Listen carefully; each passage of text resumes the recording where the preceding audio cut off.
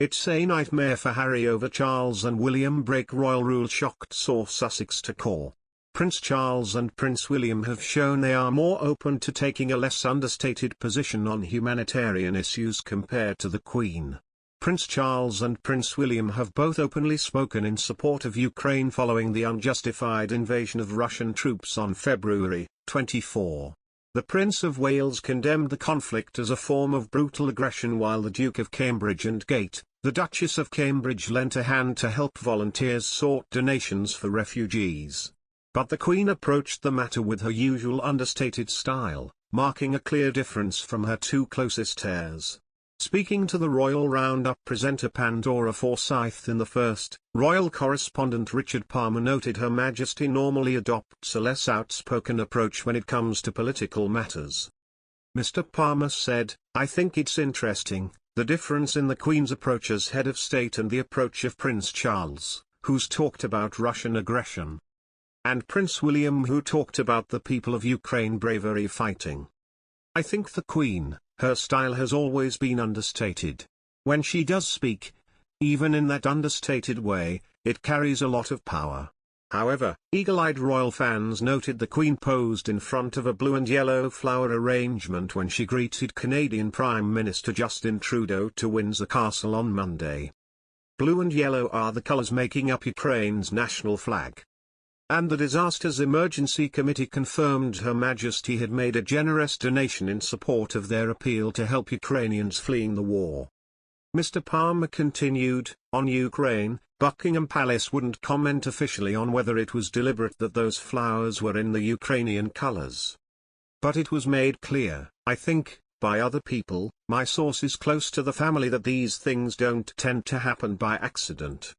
It's pretty obvious those flowers were deliberately arranged like that. Similarly, with the charitable donation, the palace wouldn't go any further than just confirming she'd made a donation. Writing on their social media earlier this week, the Disasters Emergency Committee thanked the Queen for her contribution to their fundraising efforts.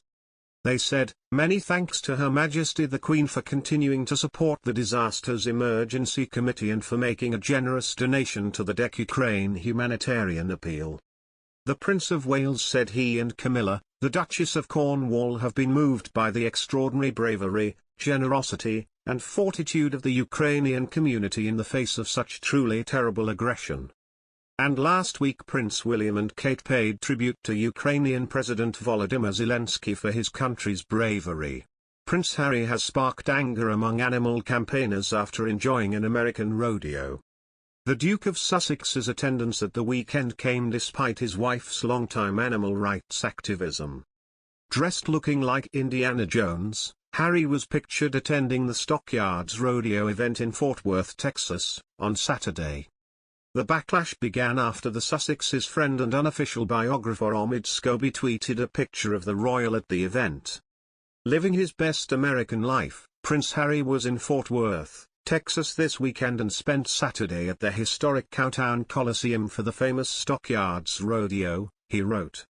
The Duke was spotted by locals enjoying some good old Southern hospitality and a VIP tour of the venue. The move backfired, alerting animal campaigners and sparking criticism from social media users.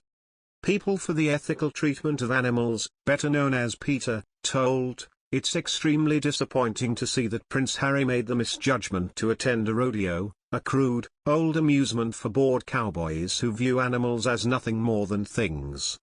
In these events, participants use electric prods, flank straps, and spurs to burn, wound, terrorize, and provoke animals who are trying to flee for their lives.